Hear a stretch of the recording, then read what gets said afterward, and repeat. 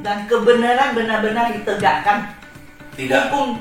ya tidak tumpul ke atas Bu ya. Iya, tidak Tajam tumpul ke ke bawah. atas. Kemarin sempat mau nerobos pas pampres saat Pak Jokowi Iya, udah karena- niatan mau nerobos Bu Iya, ya. aneh. Kita Iya, juga iya, bingung iya. kan.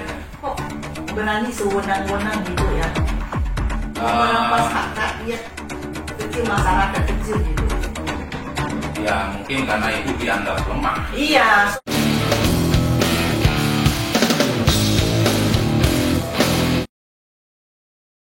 Warahmatullahi wabarakatuh. Salam Pancasila, Indonesia berbudaya. Saya bersama Ibu Dwi Honi dari Pontianak, Kalimantan Barat. Ini datang menemui saya karena beliau sedang menghadapi sebuah permasalahan yang bukan permasalahan ringan, karena yang dihadapi adalah mafia tanah. Jadi dugaannya yang beliau hadapi, yang beliau lawan adalah mafia tanah. Dan bagaimana ceritanya beliau seorang ibu rumah tangga bisa berhadapan dengan mafia tanah, dengan kelompok mafia tanah, dengan sindikat mafia tanah ini.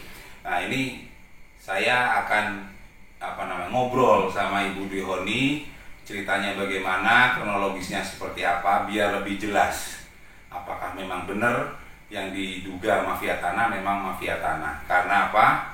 Karena Presiden Republik Indonesia Bapak Joko Widodo ini sedang gencar-gencarnya memberikan perlawanan terhadap mafia tanah untuk melindungi rakyatnya lewat Satgas Mafia Tanah.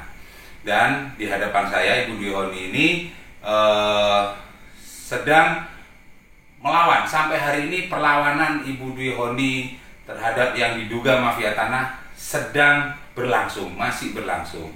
Dan beliau jauh-jauh dari Pontianak ke Bali untuk menemui saya ini, berharap dari apa yang diikhtiarkan Ibu Dwi Honi bisa memenangkan yang memang menjadi haknya beliau. Ibu Dwi Honi sehat ya? Sehat, Pak. Ini jauh-jauh dari Pontianak ke Bali dan ingin memperjuangkan apa yang harusnya menjadi hak keluarga Ibu Dwi Honi ya. Iya, betul. Nah, boleh tahu nih Bu, kira-kira apa sih yang Ibu hadapi sekarang ini? Perjuangan apa yang Ibu sedang lakukan menghadapi yang diduga mafia tanah? Bisa cerita Bu? Saya cerita dari awal ya Pak, ini ya kronologinya ya. Pada tahun 2001 ayah saya Karim Ongko Wijaya membeli sebidang tanah, Oke. sertifikat hak milik seluas 624 meter persegi di hadapan notaris. Oke. Sesudah membeli, papa saya kasih pagar. Hmm.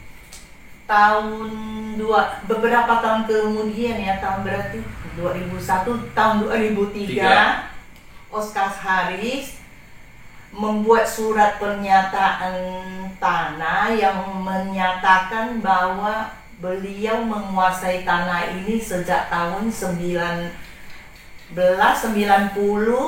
disaksikan dengan 2 saksi palsu, sama disahkan oleh Lurah Parit Pokaya. Oke. Sesudah membuat surat pernyataan, Oscar Harris membayar PBB 5 tahun sekaligus. Dengan berdasarkan surat keterangan palsu dan surat bukti pembayaran PBB, Oscar Harris lalu menggugat ke pengadilan Tun untuk membatalkan sertifikat hak milik kita yang terbit pada tahun 1978 yang sudah terbit selama 43 tahun. Putusan Tun yang isi amar putusannya membatalkan sertifikat hak milik yang sudah terbit 43 tahun itu. Hanya berdasarkan surat keterangan palsu dengan 2 saksi palsu itu. Suratnya palsu, saksinya palsu. Juga palsu. Oke. Berarti tingkat pertama di PT Tun kita dikalahkan. Kita banding kita banding ke PT Tun. PT Tun membatalkan putusan pertama. Berarti kita menang. Di kasasi isi amar putusannya membatalkan sertifikat kita dan memerintahkan menerbitkan surat sertifikat untuk Oscar Harris sesuai dengan permohonan Oscar Harris.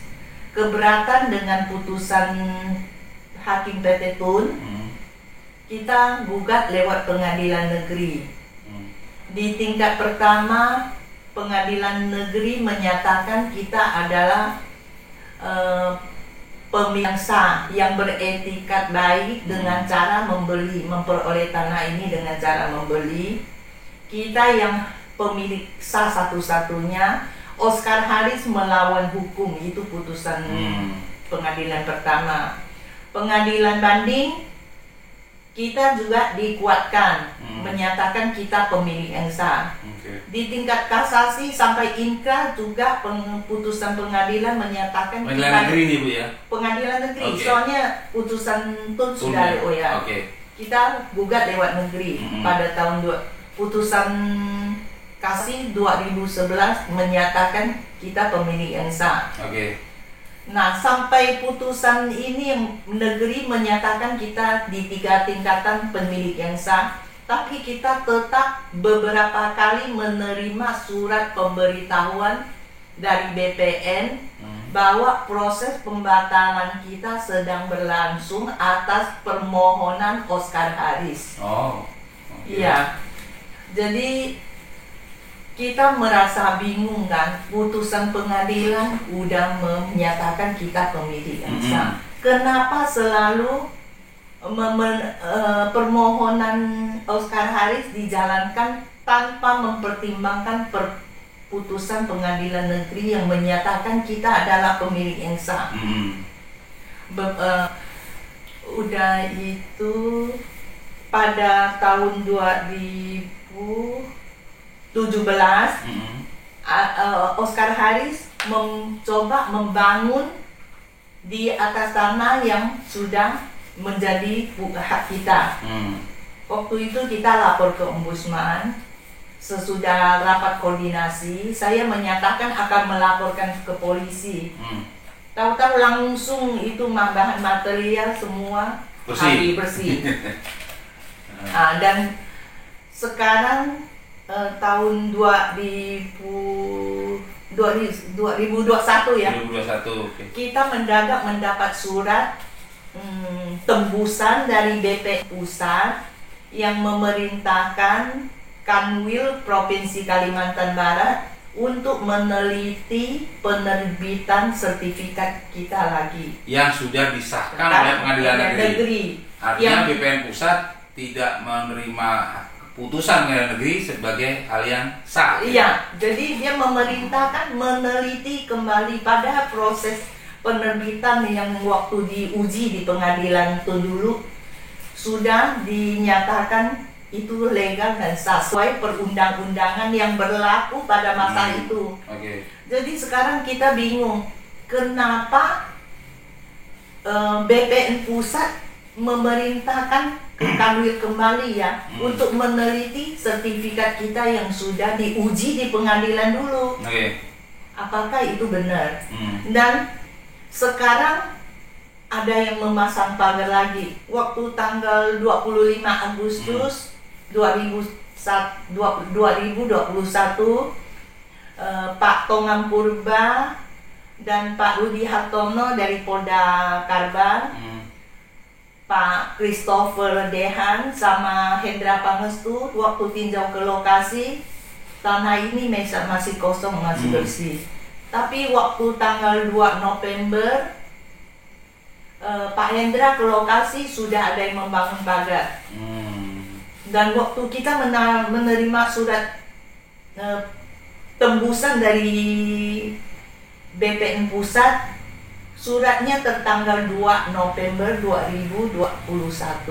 Tapi kita terimanya pada tanggal 23 Desember 2021. 3 mingguan itu berarti kurang lebih. Oh, lebih 50 hari ya. Iya, 60 hari kan udah 2 bulan. Iya. Padahal Ibu diberi kesempatan 105 hari ya. Nah, dari nggak ngerti hukum lah kita. Udah mabuk saya dilihat ini hukum yang berlaku, nggak tahu gimana nggak ngerti. Dari cerita Ibu, saya menangkap ada keterlibatan dugaan keterlibatan penjabat oknum pejabat tinggi di Kalimantan Barat di Pontianak. Apa Ibu melihat itu juga? Kita menduga ya, kalau enggak Oscar Harris kan nah itu pertanyaan, Oscar Harris ini siapa? Oscar Harris kita nggak kenal sama sekali, cuma sering mendengar kalau ini kerjanya dia mafia tanah. Sekarang buktinya kita yang hadapin Oscar Harris. Jadi dugaannya di belakang Oscar Harris ini ada konspirasi yang melibatkan oknum penjabat gitu ya. Soalnya sampai ini hari dia bebas dan bisa menjalimi tanah-tanah. Jadi korbannya sebenarnya tidak hanya Ibu saja kalau saya lihat. Nyatanya kan menjalimi tanah kita. Ya. Dan saya dengar juga Ibu untuk mengurusi proses peradilan itu tadi, untuk Ibu mendapatkan keadilan buat Ibu, ke Jakarta berangkat sendiri segala macam, motivasinya seperti apa Bu bisa seperti itu? Soalnya saya berusaha secara usia Ibu ya. Ya, kita berusaha mencari keadilan. Pengen tahu, pengen buktikan apa benar negara benar-benar hadir untuk melindungi rakyat kecil yang tertindas seperti kami. Soalnya kita tidak punya kekuatan apa-apa. Jadi apakah benar keadilan dan kebenaran benar-benar ditegakkan? Hukum tidak tumpul ke atas Bu ya. Iya, tidak tajam ke bawah. Kalau boleh saya simpulkan, tapi kalau simpulan saya ini perlu dikoreksi silakan Bu ya. Jadi artinya dari 17 tahun, dari tahun 2004 berarti Bu ya, tanah ini disengketakan oleh Oscar Harris yang kita duga hanya sebagai seorang pionir gitu ya. Artinya di tahun 2005 pengadilan mengeluarkan putusan bahwa ini hak milik mereka gitu ya. Iya, Kak, ini kan. Padahal sudah ada sertifikat atas nama Ibu. Kalau ya tahun 78. Betul. Pada tahun 78. Sedangkan di tahun 2011 pengadilan juga mengeluarkan ingkrah bahwa aset ini sah milik Bapak Karim, bapaknya Ibu gitu ya. Sudah diuji ya. Sudah diuji itu. Dan belakangan BPN pusat memerintahkan menginstruksikan kepada Kanwil BPN Kalimantan Barat untuk menguji ulang. Iya, kan aneh kan? Iya, artinya ada dua keanehan saya tangkap di sini. Udah diuji kok sekarang lagi diuji. Keanehan pertama, ini ada dua putusan berbeda, yang satu memenangkan pihak Oscar, yang satu memenangkan Pak Karim sebagai pemilik tanah yang sah. Sedangkan dari dua ini sudah aneh, ada aneh yang kedua, sudah diuji, BPN masih minta uji ulang, yang artinya BPN secara tidak langsung tidak percaya atas putusan pengadilan di tahun 2011, begitu kurang lebihnya Bu ya. Soalnya ya anehnya ya, kenapa kita itu yang dengan bukti pendukung semua lengkap dengan foto-foto, sertifikat ada foto pendukung, semua bukti-bukti surat yang diterbitkan sesuai peraturan yang berlaku pada waktu itu ya, bisa dikalahkan dengan satu surat palsu dan masuk dengan cara membongkar pagar kita. Waktu beli kan udah dikasih pagar, masuk membongkar, bayar PBB dengan surat keterangan yang cuma diketahui lurah, disahkan lurah, dengan dua saksi palsu, dan surat keterangan itu pun tidak benar. Soalnya kita punya sertifikat tahun 78. Dia ngakunya menguasai tahun 1990. 1990. Nah, dua saksinya yang satu katanya imigran, nggak mengerti, nggak tahu sama sekali kalau Oscar menguasai tanah ini. Cuma diminta bantu tanda tangan karena mau mengurus sertifikat. Ini yang nyampaikan saksi palsunya sendiri. Iya, kita udah. Saksi kedua Pak Teguh katanya tidak kenal sama sekali sama Oscar ini dan tidak pernah tanda tangan. Berarti Oscar memalsukan tanda tangan Teguh. Iya. Tapi tetap dimenangkan di pengadilan Tun. Oke, jadi di pengadilan Tun memenangkan pihak si Oscar, sedangkan pengadilan negeri memenangkan dari tiga poster ya, tiga tingkatan menyatakan kita pemilik yang sah. Ibu kan juga katanya mendatangi ombudsman nih. Ombudsman Pontianak Bu ya? Iya. Ombudsman Pontianak. Iya betul. Nah, apa yang dikatakan ombudsman mendengar ceritanya Ibu ini? Ombudsman udah beberapa kali ya dari tahun 14 udah coba minta klarifikasi ke BPN, tidak digubris. Tahun 2017 ombudsman kirim surat ke BPN minta klarifikasi atas laporan. BPN Kota atau BPN Kota? BPN Kota Pontianak. BPN Kotanya tidak menggubris. Waktu itu tidak digubris. Terus kita lapor lagi tahun 2017, minta klarifikasi lagi ke BPN Kota Pontianak, tetap tidak digubris. Akhirnya Ombudsman Pontianak mengundang BPN Kota Pontianak untuk koordinasi laporan masyarakat. Nah, waktu itu baru hadir dan sudah ada yang masuk bahan material dan ada yang base camp udah mau mendirikan bangunan. Pada waktu itu saya bilang saya akan melaporkan polisi. Tapi begitu selesai rapat, bahan materialnya semua bersih sama sekali. Jadi saya tidak ada bukti buat lapor ke polisi lagi. Ombudsman bingung, pakai kekuatan apa kok Oscar Harris berani? Kekuatan yang nggak ada. Ya, kekuatan oknum penjabat serakah, Bu. Kayaknya nggak tahu deh. Makanya dugaannya begitu. Iya, makanya Ombudsman heran. Pakai kekuatan apa kok beraninya dia kayak Iya. Padahal udah jelas-jelas pengadilan negeri menyatakan sah milik Bapak Karim gitu ya. Mereka masih ngoyo, ngeyel, masih memaksakan kehendak. Iya, kita tidak tahu motivasinya apa itu ya. Itu luas tanahnya sendiri 624 meter persegi di Kota Pontianak. Di Kota Pontianak. Secara ini strategis ya Bu ya. Secara apa namanya? Kalau nilai rupiah 3 eman, 4 eman, 5 eman Bu?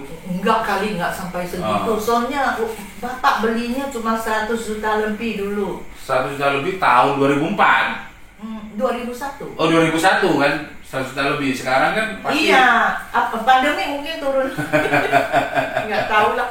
Ya artinya ada sekelompok yang diduga mafia tanah mencoba mengambil mengambil paksa dari pemilik sah tanah tersebut dan begitu dengan motivasi apa yang kita tidak tahu gitu. Pengadilan negeri di putusannya udah menyatakan Oscar Harris melawan hukum.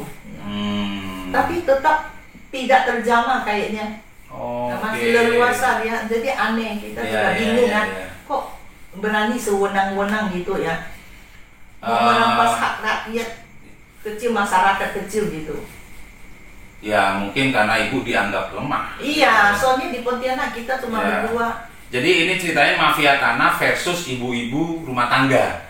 Ya kan, yang dihadapi adalah seorang ibu rumah tangga dengan segerombolan mafia tanah untuk ngambil satu aset seluas 624 meter persegi. Nah, terakhir kali ini Bu, apa yang Ibu harapkan dari yang Ibu perjuangkan selama 17 tahun ini? Kita mengharapkan pemerintah benar-benar hadir dan menegakkan kebenaran dan keadilan. Kalau memang itu hak kita, kembalikanlah. Jangan sampai kita diganggu, ditindas lagi. Ibu berharap besar negara bisa hadir. Benar-benar hadir loh, jangan sama cuma pasang badan untuk rakyatnya. Ini kan nyata-nyata yang tertindaskan kita. Bahkan saya dengar Ibu kemarin sempat mau nerobos pas pampres saat Pak Jokowi udah niatan mau nerobos. Pak. Cuma telat ya. Telat. Waktu Pak Jokowi datang ke Bali. Iya, waktu resmikan rumah sakit ini. Saya telat. Terus saya nggak tahu jalan. Seandainya Ibu berhasil terobos tuh. Saya mau laporkan ke Pak Jokowi, ke presiden kita. Karena Ibu sudah gregetan tuh ya. Kita sudah melakukan secara prosedur, secara jalur hukum, tapi tidak kayaknya tapi masih mentah saja gitu ya. Ini ada kekuatan konspirasi yang Ibu nggak bisa hadapi sendirian. Iya betul Pak. Gitu, oke. Mas Alvin, ada tambahan Mas Alvin? Belum ada, sudah pas ya. Jadi di belakang kamera ini ada putranya Mas Alvin namanya yang selalu mendampingi Ibu tercinta. Bu, ada lagi Bu yang mau disampaikan Bu? Yang mudah-mudahan Tuhan membuka mata benar-benar hadir untuk rakyat yang terzolimi selama ini. Oke. Jadi harapannya ini bisa menjadi sebuah keadilan bagi rakyat. Keadilan, ya. Oke, jadi dari cerita Ibu Dwi Honi ini yang sampai hari ini sedang menghadapi mafia tanah seorang diri, mencoba mencari keadilan untuk mempertahankan apa yang menjadi haknya. Dan ini benar-benar harus dijadikan atensi besar agar negara bisa hadir di kasus ini. Jadi semoga di video ini bisa sampai nanti di RI1, bisa sampai di ring 1 istana, sehingga apa yang jadi kasus seorang Ibu Dwi Honi ini bisa benar-benar menjadi sebuah pembelajaran besar bahwa mafia tanah masih bergentayangan di rakyat untuk mencoba mengambil, mencuri hak milik rakyat. Dan ini dugaan keterlibatan oknum-oknum pejabat sangat besar, dan itu dari dulu sudah menjadi rahasia umum. Semoga dengan Bapak Jokowi membuat Satgas Mafia Tanah ini bisa memberantas mafia tanah ini. Kalau saya bilang sih bukan mafia tanah, ini monster ini. Seorang monster, bukan manusia. Kalau manusia punya hati nurani. Oke, terima kasih.